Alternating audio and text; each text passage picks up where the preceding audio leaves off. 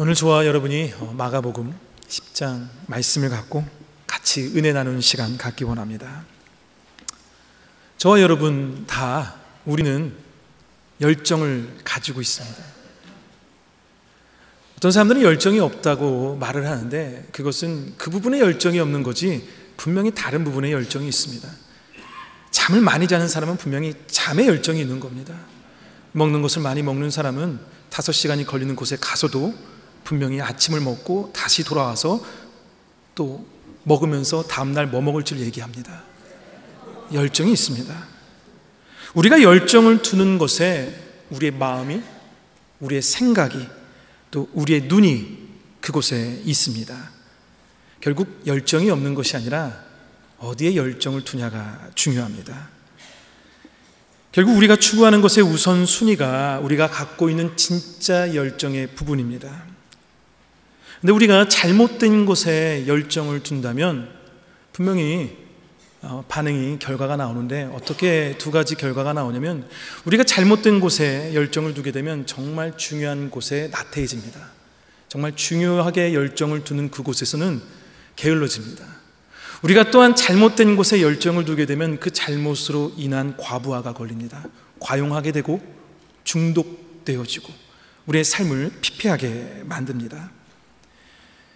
전 세계 인구의 한 5%가 미국 사람입니다. 그런데 미국 사람들이 전 세계에서 제조되는 합법적인 약의 70%를 먹습니다. 가장 약을 많이 먹는 나라입니다. 그러면 우리가 생각해야 되죠? 건강해야 되잖아요. 미국 사람들이 더 오래 살아야 되잖아요. 그렇죠? 무려 약의 70%를 5% 사람이 먹으니까. 그런데 알다시피 비만과 그리고 당뇨와 많은 성인병을 이 미국에서 많이 갖고 있습니다. 다른 나라보다 더 장수하지도 않습니다. 이건 뭔가 잘못된 거겠죠. 그러니까 잘못된 이유가 뭐냐면은 결국 우리의 육체를 건강하게 하는 것은 약이 전부가 아니라는 겁니다. 우리 육체 스스로에 있는 겁니다. 피곤하면 자면 됩니다.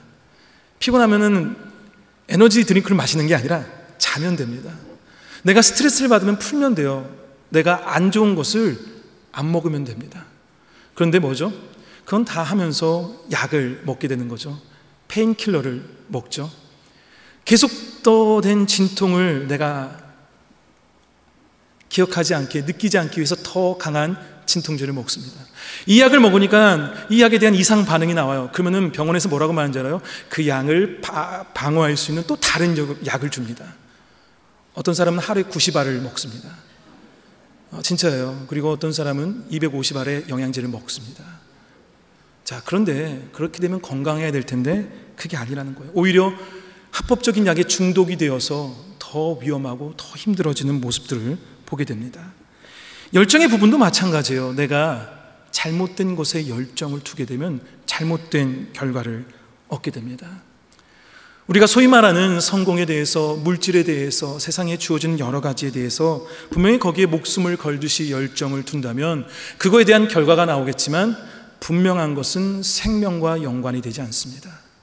저와 여러분이 이곳에서 예배를 드리고 이 거룩한 주일날 하나님의 말씀을 듣고자 온 것은 어디에 열정을 두었을까요? 하나님에게 열정을 둔 것이라 믿습니다. 하나님에게 열정을 둔 것, 그것이 바로 생명과 연결이 됩니다. 여러분은 정말 어디에 열정을 두고 있습니까? 여러분의 마음이 어디에 있습니까? 여러분의 생각이 지금 어디에 있습니까? 여러분의 눈이 어느 곳에 멈춰 있습니까? 하면 예수님을 보기 원합니다. 예수님은 열정의 사람이었습니다. 이곳에 오셔서 우리가 이번 한 달간 나누는 범사 예수님을 닮아가자는 주제의 열정의 부분을 갖고 우리가 말씀 나누고 있습니다. 담임 목사님께서 말씀하셨듯이 예수님의 기도의 열정, 사랑의 열정, 구령의 열정, 다음 주에는 이제 순종의 열정을 갖게 될 텐데 그 모든 열정의 가장 중요한 것은 결국 하나님이었습니다. 예수님께서 그렇게 기도하신 것도, 사랑하신 것도, 순종을 하시는 것도, 전하는 것도 뭐냐면 하나님입니다. 하나님이 우선이었고 하나님이 가장 중요했어요. 이 요한복음 5장 19절에서 20절을 보게 되면 이런 말을 합니다. 내가 진실로 진실로 너에게 이르노니 아들이 아버지께서 하시는 일을 보지 않고는 아무것도 스스로 할 수 없나니 아버지께서 행하시는 그것을 아들도 그와 같이 행하느니라. 아버지께서 아들을 사랑하사 자기가 행하시는 것을 다 아들에게 보이시고 또 그보다 더 큰 일을 보이사 너희를 놀랍게 여기게 하시리라. 요한복음 8장 42절에 하나님이 너희 아버지였으면 너희가 나를 사랑하였으리니 내가 하나님께로부터 나와서 왔음이라. 나는 스스로 온 것이 아니오 아버지께서 나를 보내셨습니다. 예수님께서 이 땅에 오셔서 하셨던 모든 일들, 예수님이 먹고 마시고 제자를 삼고 돌아다니시고 했던 그 모든 것의 열정의 우선순위가 바로 하나님이었습니다. 자신의 사역의 모든 부분을 결국 하나님의 나라를 선포하는 데 사용하셨습니다. 어느 곳에 가든 천국의 복음을 전했습니다. 어느 곳에 가든 정말 하나님께서 우리를 사랑하셔서 자신의 아들, 자신을 이 땅에 보내시고 그 피 흘림으로 구원을 받을 수 있다는 그 놀라운 소망과 그 메시지를 이 공생의 삶의 모든 순간순간마다 드러냈습니다. 마태복음 4장 23절에 예수께서 온 갈릴리에 두루다니사 그들의 회당에서 가르치시며 천국 복음을 전파했다고 말하고 있습니다. 그 하늘나라를 선포하고 천국 복음을 전파했다는 것을 여러분들이 그냥 성경책을 읽기만 해도 쉽게 찾을 수 있을 만큼 많은 곳에서 나오고 있습니다. 결국 예수님께서 자신의 모든 생애를 하나님을 전하고 하나님의 약속을 성취하기 위해서 사셨다는 거에 우리가 의심하지 않습니다. 예수님의 열정은 어디에 있었냐면 하나님이었습니다. 다시 한번 물어보겠습니다. 저와 여러분의 열정은 어디에 있습니까? 저와 여러분의 열정은 어디에 있습니까? 우리가 만약 예수님과 같이 하나님의 열정을 두고 있다면, 아니 예수 그리스도에게 열정을 두고 있다면, 그리고 그 복음에 열정을 두고 있다면 분명히 그에 대한 우리의 열정으로 인한 자세가 필요합니다. 근데 그 자세가 바로 오늘 주어진 본문의 말씀에 나와 있습니다. 오늘 본문을 보게 되면은 두 스토리죠. 두 이야기지만 하나로 묶어서 말할 수 있습니다. 하나는 어린아이들이고요. 다른 하나는요, 이 마태복음과 마가복음과 누가복음을 다 비교해 보면 부자고 돈이 많고 청년입니다. 부자고 돈이 많고 그리고 젊은 사람이 있습니다. 그런데 이 두 사람에 대한 예수님의 반응이 다릅니다. 우리가 예수님처럼 하나님에게 열정을 두고 있다면, 그 복음의 열정을 두고 있다면 우리가 어떤 자세가 나와야 되냐? 첫 번째로 그거 하나로 충분해야 됩니다. 그거 하나로 만족해야 됩니다. 그거 하나로 족해야 돼요. 오늘 읽은 본문 말씀을 보면 이 자신의 아이들을 예수님께로 데리고 옵니다. 그래서 예수님께서 그 아이들을 보는데 한마디로 안수해 주거나 우리 아이들을 축복해 주기 위해서 예수님이 한번 만져주기를 바라면서 아이들을 데리고 왔어요. 근데 그 당시는 가부장 문화입니다. 가장 중요한 인권이 남성이었습니다. 우선이 무엇이든 우선순위가 남성이었습니다. 그 다음이 여성이었습니다. 그리고 생각도 안 하는 아이가 가장 마지막이었습니다. 알아서 커야 돼요. 알아서 자라서 알아서 성인이 돼야 됩니다. 근데 지금은 뭐죠? 애가 먹고 싶은 곳에 식당을 갑니다. 애가 교회를 선택합니다. 나 이 교회 좋아. 그러면 부모는 이 교회를 선택합니다. 그만큼 지금과는 너무나 다르죠. 그런데 그 당시에는 애는 뭐 그렇게 중요한 것이 아니었어요. 제자들이 볼 때는 예수님이 지금 피곤하고 바쁜데 해야 될 것이 너무나 많은데 방해 요소로 느껴졌습니다.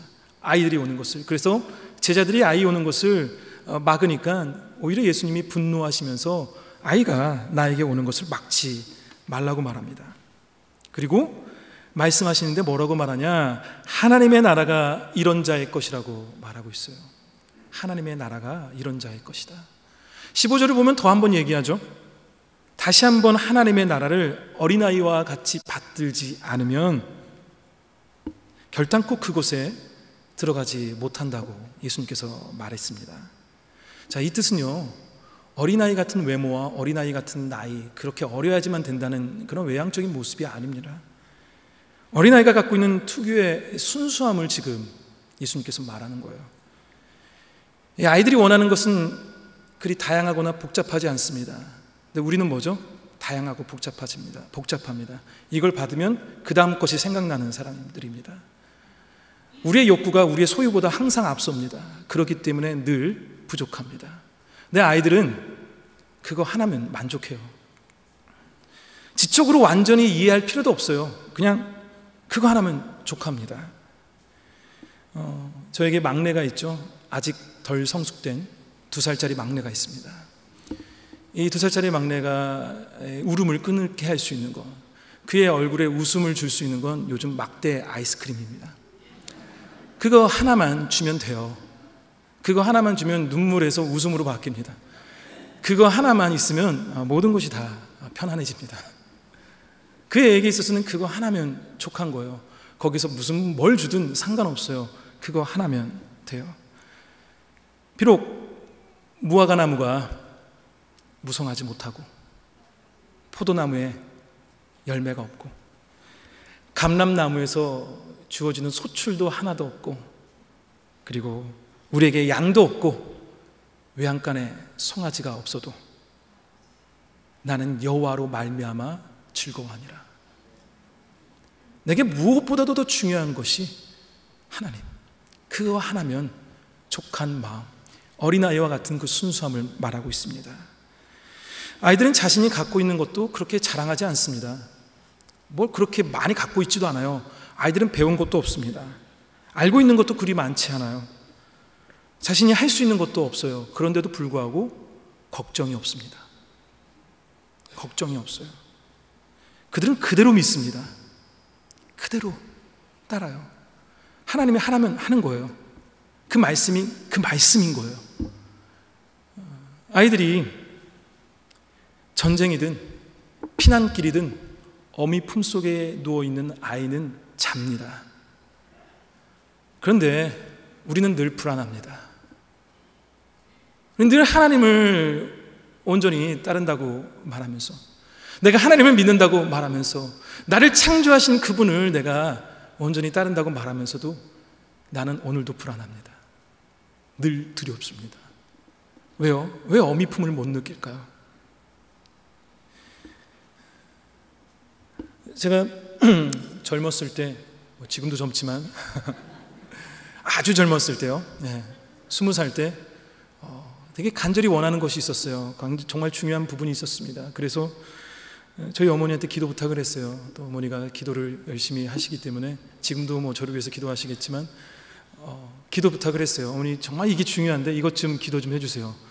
그래서 어머니가 기도를 해주셨어요. 그러다만 며칠이 지나서 저한테 말하는 거예요. 응답받았다. 안 보여요. 응답 받았다고 분명히 저에게 말했는데 근데 뭐지? 응답 받았대요. 잘 될 거래요. 제가 그때부터 알겠습니다가 아니라 그 다음날 어머니 어떤 기도를 드렸나요? 어머니 어떻게 하나님께서 말씀하셨나요? 어머니 어떻게 이게 맞나요? 계속 듣다가 결국 저에게 더 이상 너 위해서 기도 안 해줄 거야. 나중에 네가 알아서 해. 이렇게 말하더라고요. 의심했죠. 그 응답을 받았다고 하면서도 불구하고 또 불안해하는 부족한 우리의 모습을 보게 됩니다. 근데 어린아이들은 그렇지 않다는 거죠. 어린아이들의 믿음은 순수하고 모든 것을 다 그대로 믿을 수 있는 신뢰가 있습니다.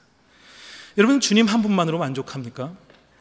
우리를 너무나 사랑하셔서 자신의 아들을 이 땅에 보내신 그분의 사랑, 그거 하나에 만족하십니까?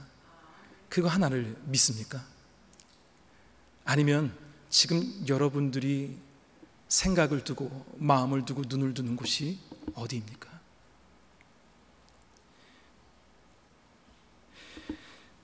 결국 부자 청년은 이와는 달랐어요. 어린아이와는 달랐습니다. 이 부자 관원은 어린아이와 같은 순수한 믿음이 아니라 그도 정말 열정을 갖고 있었습니다. 정말 이걸 원했어요. 그래서 뭐죠? 예수님을 찾아갔습니다. 그리고 그 앞에서 무릎을 꿇었어요. 예수님을 찾아가고 무릎을 꿇었다는 것은 정말 내가 무언가를 원한다는 거겠죠. 그래서 뭘 원했냐? 결국 자신이 가장 바라는 그것이 영생이었습니다. 주님, 내가 어떻게 하면 영생을 얻을 수 있습니까? 이 청년이 아마 예수님이 천국 복음을 전한다는 것도 알고 있었고 하나님 나라에 대해서 얘기한다는 걸 알고 있었기 때문에 내가 그것을, 하나님 나라와 천국이라는 것은 하나님과 영원한 삶을 사는 거기 때문에 내가 영생을 얻을 수 있다는 그 바람이 있었을 겁니다. 그래서 예수님께 물어봅니다. 근데 예수님께서 뭘 말하죠?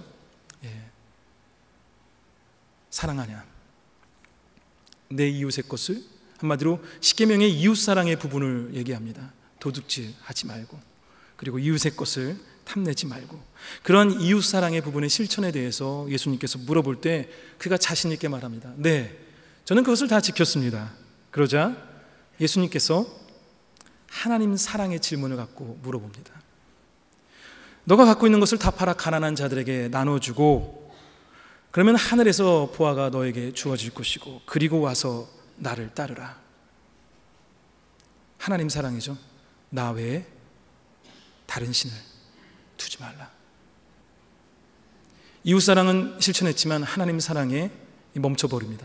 나 외에 다른 신을 두지 말라.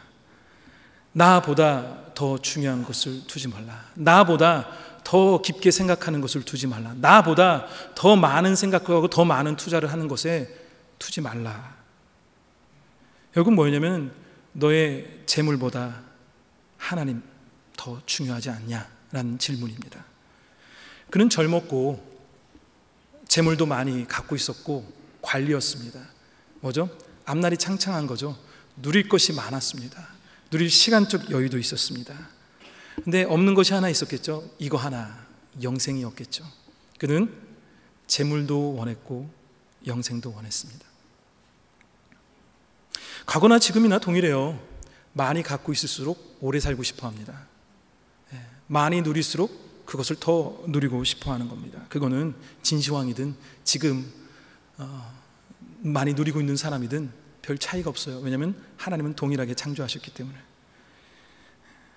그가 두 마음을 품고 있었다는 것을 예수님께서 아시고 지금 말하는 겁니다. 너의 재물을 팔아라. 그런데 여기서 말하는 그 재물을 팔으라는 거, 거기에 집중하지 않으셨으면 좋겠어요.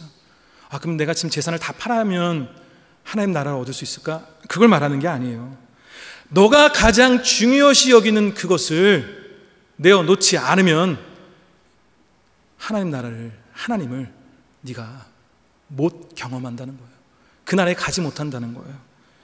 만약에 이 사람이 명예를 중요시 여기는 사람이었으면 예수님이 이렇게 말했을 겁니다. 너의 명예를 내려놓고 나를 따르지 않는다면. 이 사람이 인정받는 것을 원하는 사람이었을 겁니다. 그러면은 너의 그 인정받는 것을 겸손하게 내려놓고 나를 따르라고 말했을 것입니다.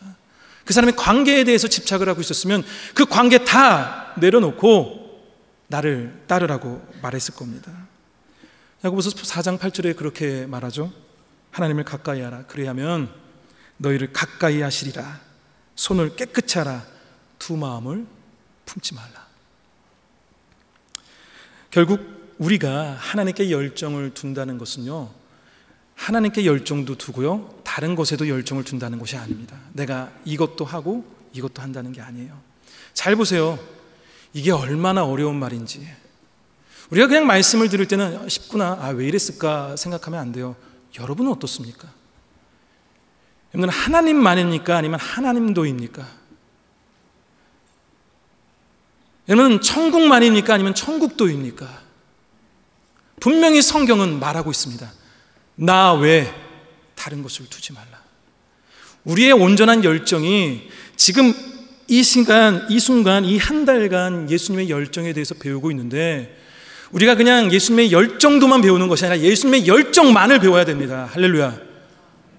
근데 우리는 예수님의 열정도라고 생각하니까 정작 능력이 안 나타나요. 정작 내 삶에 변화가 없습니다. 예수님의 열정도가 아니라 예수님의 열정, 그거 하나입니다.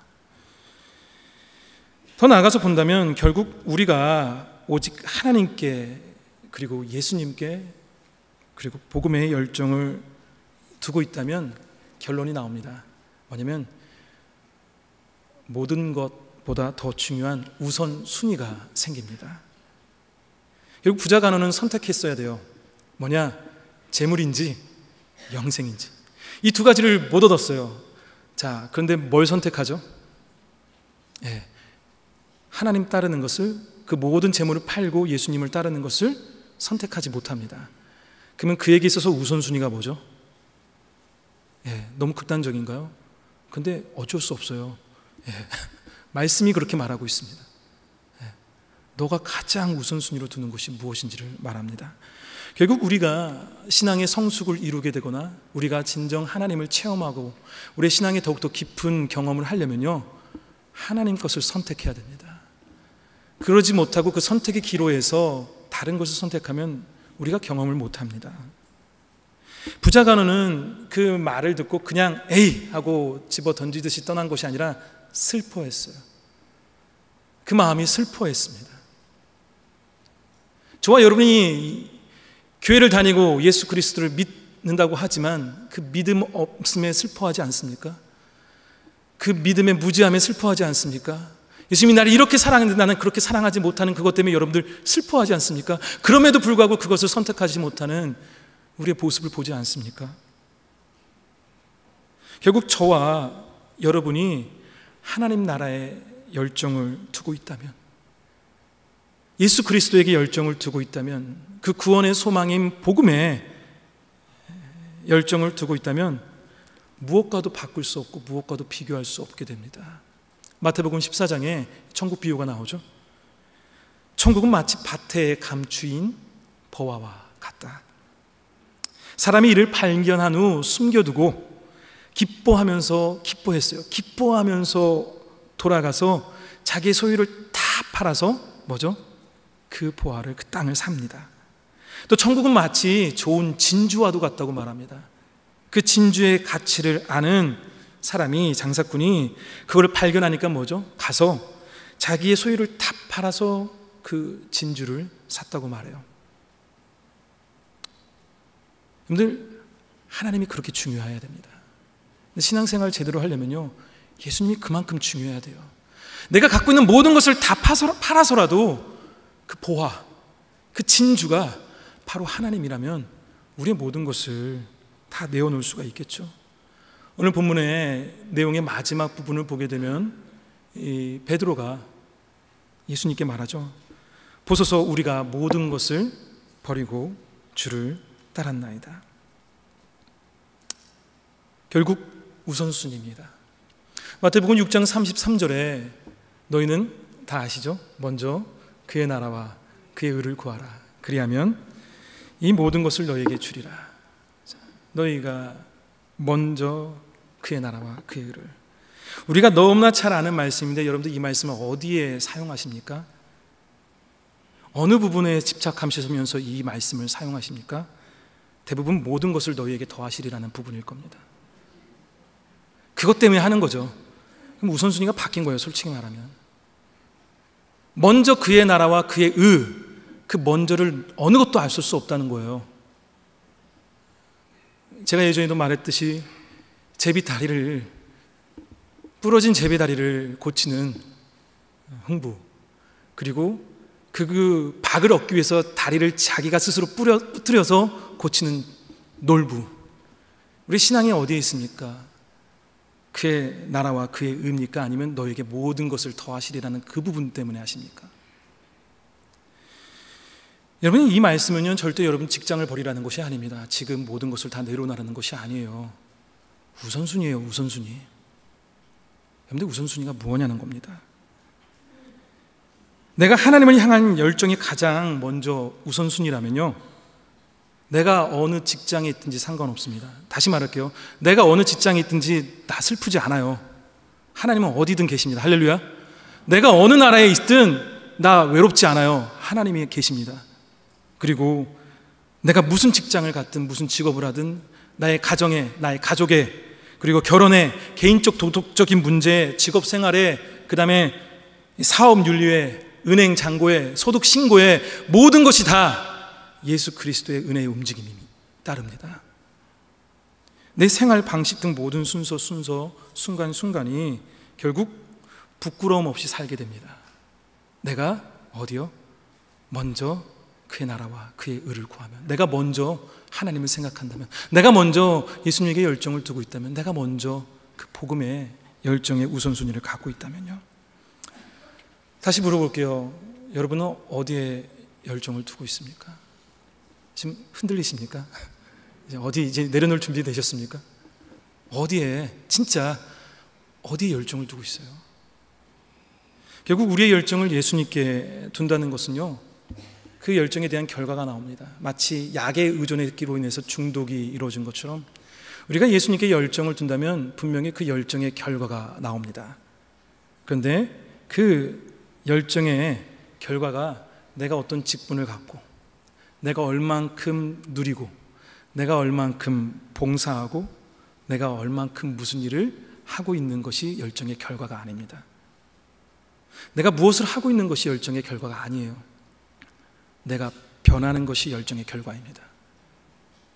내가 예수님께 열정을 두었다는 것은 더 이상 내가 사랑하지 못했는데 그 영혼을 사랑하고, 내가 용서하지 못했는데 그 영혼을 용서하고, 내가 기도하지 못했는데 이제는 이 광야 생활 가운데서도 불기둥과 구름 기둥이 보여서 기도하게 되고, 내가 더 이상 내 마음이 항상 불안했는데 내 마음이 편안해지고, 더 이상 내가 어떠한 것에 분노하지 않고 그 모든 것이 다 감사함으로 받을 수 있는 그 변화가 이루어진다는 겁니다. 그게 열정의 결과입니다. 에베소서 5장 21절에 말하죠. 진리가 예수 안에 있는 것 같이 그에게서 듣고 또한 그 안에서 가르침을 받았을진데 오직 너희의 심령이 새롭게 되어 하나님을 따라 의와 진리의 거룩함으로 지으심 받은 새 사람을 입으라. 내가 예수 그리스도를 믿었기 때문에 더 이상 옛날의 모습이 아닌 새로운 모습을 가지리라.